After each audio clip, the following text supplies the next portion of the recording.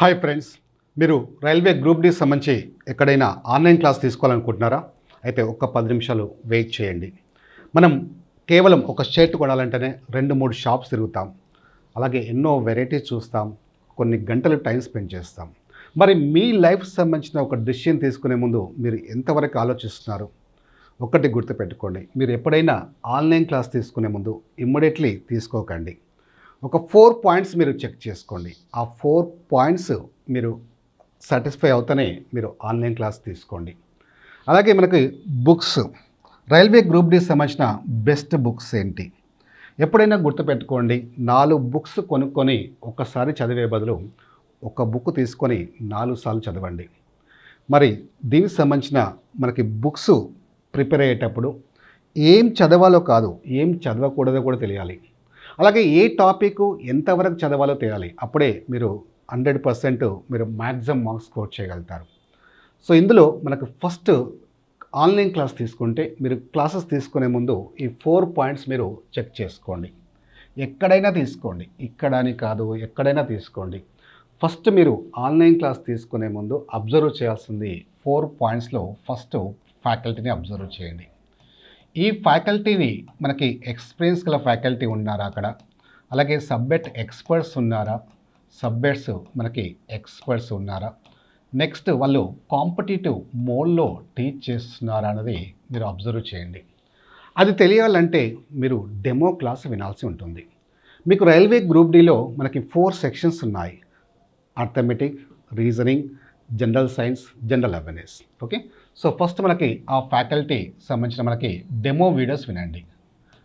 ఈ డెమో వీడియోస్లో మీకు ఆల్ సబ్జెక్ట్స్, అంటే ఫర్ ఎగ్జాంపుల్ మనకి రీజనింగ్ ఉందనుకోండి, రీజనింగ్లో లాజిక్స్ ఇంపార్టెంట్, అవి టీచ్ చేస్తున్నారా?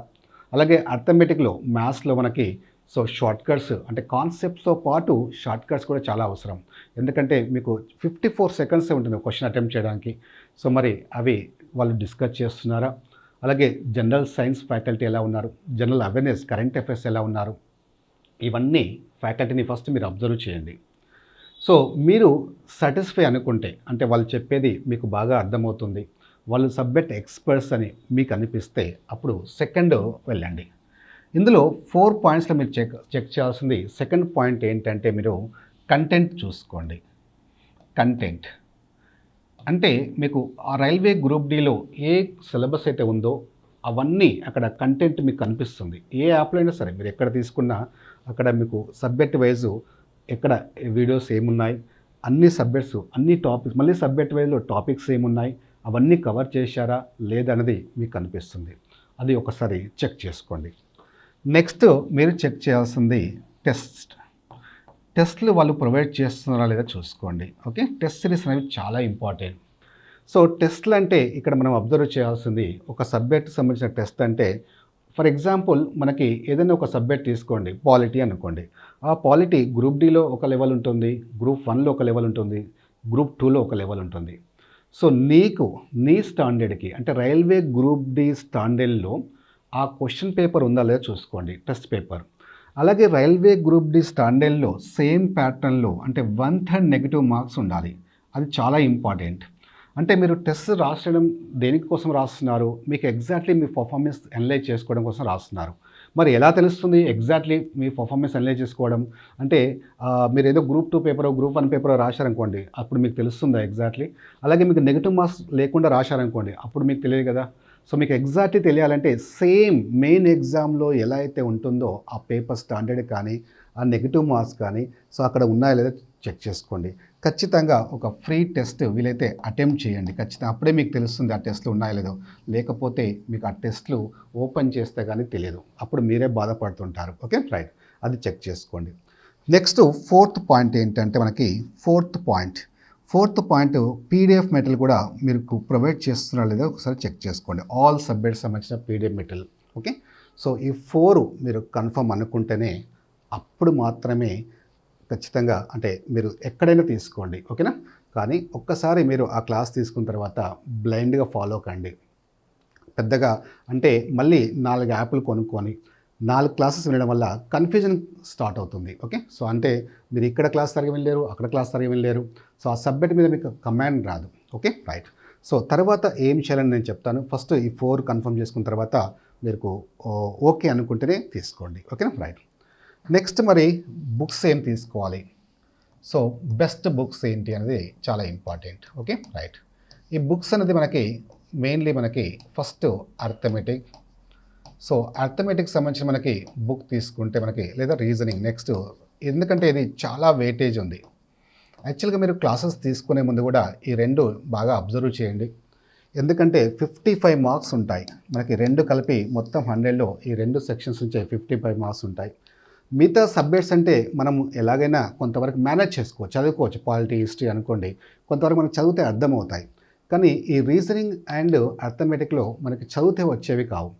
అందులో మనకి షార్ట్ కట్స్, లాజిక్స్ అనేవి చాలా ఇంపార్టెంట్ కాన్సెప్ట్స్తో పాటు. సో అవి ఇక్కడ ఫ్యాకల్టీ ఎంతవరకు కవర్ చేస్తున్నారో లేదో చూసుకోండి ఒకసారి. ఎందుకంటే మీ జాబ్ని డిసైడ్ చేసే సబ్జెక్ట్స్ అని చెప్పొచ్చు. సో మిగతా వాటిలో కొంతవరకు ఎవరైనా స్కోర్ చేయగలుగుతారు, కానీ దీనిలో మాత్రం సబ్జెక్ట్ ఎక్స్పర్ట్స్ మీకు ఖచ్చితంగా గైడ్ చేయాల్సి ఉంటుంది. సో వాళ్ళ గైడెన్స్తోనే మీరు ప్రిపేర్ కావాల్సి ఉంటుంది. సో ఆ లెవెల్లోనే, అంటే ఆ కాంపిటేటివ్ మోడ్లో మీరు ఆ క్యాలిక్యులేషన్స్ కానీ ఏమైనా చేయాల్సి ఉంటుంది. So my dear friends, answers రావడం కాదు అర్థమెటిక్లో అయినా, ఆన్సర్స్ అందరికీ వస్తాయి, కానీ జాబ్ రావాలి. ఆ జాబ్ రావాలంటే మనము మ్యాక్సిమం స్టెప్స్ని అవాయిడ్ చేయాల్సి ఉంటుంది, క్యాలిక్యులేషన్స్ స్పీడ్గా చేయాల్సి ఉంటుంది. అవన్నీ అక్కడ వాళ్ళు చేస్తున్నారు లేదని ఒకసారి చేసుకోండి.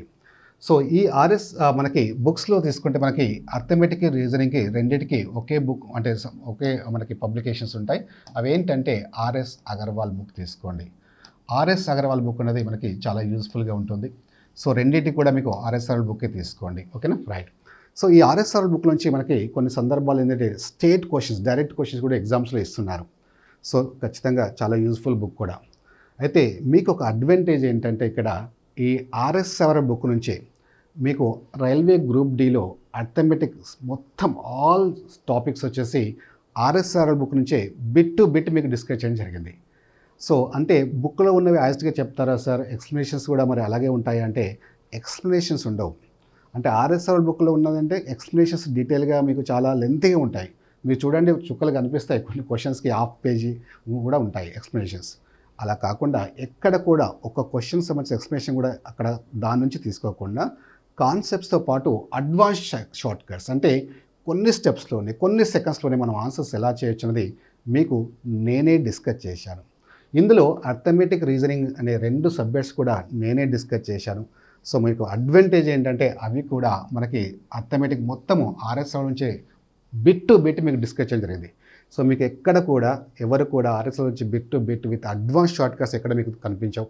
సో చాలా యూస్ఫుల్గా ఉంటాయి. సో ఈ కోర్స్ అనేది మీకు ఇక్కడే తీసుకోండి అనట్లేదు, నా దగ్గరే తీసుకోండి అని మళ్ళీ ఇంతకుముందు చెప్పాను. ఆన్లైన్ క్లాస్ తీసుకునే ముందు 4 పాయింట్స్ చెక్ చేసుకోండి అని చెప్పాను. ఆ 4 పాయింట్స్ ఇక్కడైనా ఎక్కడైనా, ఇక్కడ కూడా తీసుకోవాలని రూల్ ఏం లేదు, ఇక్కడ కూడా చెక్ చేసుకోండి. మీకు ఓకే అనుకుంటేనే తీసుకోండి. జస్ట్ మీకు 999 రూపీస్కే మీకు ఆర్ఎస్బీ ఎడ్యుకేషన్లో మీకు రైల్వే గ్రూప్కి సంబంధించి కంప్లీట్ కోర్స్ ఉంది. జస్ట్ కోర్సే కాదు, కంప్లీట్ టెస్ట్ సిరీస్ కూడా ప్రొవైడ్ చేస్తాం. దాదాపుగా మీకు 200 టెస్ట్ల వరకు వస్తాయి. ఇందులో సేమ్ 1/3 నెగిటివ్ మార్క్స్, ఇంతకుముందు చెప్పినట్టు same standard, same pattern, subject experts prepare చేసిన టెస్ట్ సిరీస్లు ఉంటాయి. అందులోనే మీకు ఇన్క్లూడ్ అవుతాయి. ఓకే, సో అదే అమౌంట్లో వ్యాలిడిటీ కూడా మీకు 1 ఇయర్ వరకు ఉంటుంది. సబ్జెక్ట్ ఫ్యాకల్టీ కూడా నేను చెప్పాల్సింది ఏమీ లేదు, ఆల్రెడీ చెప్పాను. మీరు ఏం చూసుకోవాలి, ఏం చెక్ చేసుకోవాలని. సో అవన్నీ చెక్ చేసుకోండి. అవన్నీ ఓకే అనుకుంటేనే మీరు ఆర్ఎస్బీ ఎడ్యుకేషన్ యాప్ మీరు డౌన్లోడ్ చేసుకోండి ప్లే స్టోర్ నుంచి.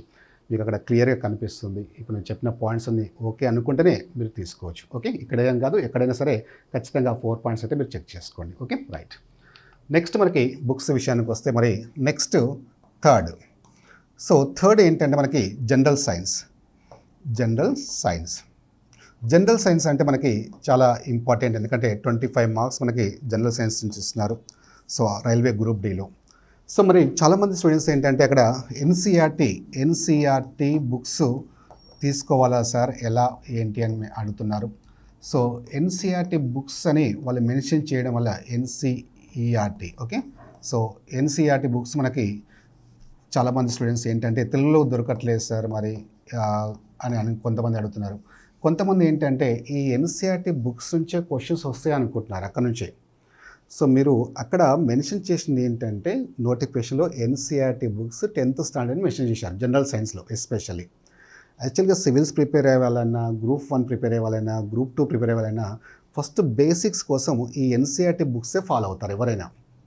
అందులో మనకి బేసిక్ ఇన్ఫర్మేషన్ కవర్ అవుతుందన్నమాట. సో ఇక్కడ మనకు దాని తర్వాత రెఫరెన్స్ బుక్స్ తీసుకుంటారు, రెఫరెన్స్ బుక్స్ ఫాలో అవుతారు. అంతేగాని జస్ట్ ఎన్సీఆర్టీ బుక్ చదివి ఎగ్జామ్కి వెళ్ళరు ఎవరు కూడా. అలాగే రైల్వే గ్రూప్ డి కూడా జస్ట్ ఎన్సీఆర్టీ బుక్స్ నుంచి మొత్తం క్వశ్చన్స్ వస్తాయని అర్థం కాదు అక్కడ.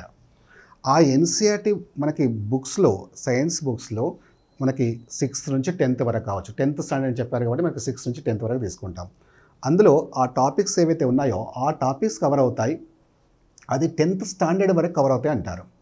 అంతేగాని ఆ బుక్లోంచి మొత్తం వస్తాయని అర్థం కాదు. Okay, right. సో వీలైతే ఎన్సీఆర్టీ బుక్ చదవండి, డెఫినెట్లీ చాలా యూస్ఫుల్గా ఉంటాయి. సో లేదు సార్ మాకు ఇంగ్లీష్ మీడియం ప్రాబ్లం అవుతుంది, తెలుగు మీడియం కావాలంటే మీరు స్టేట్ బుక్స్ కూడా చదవచ్చు.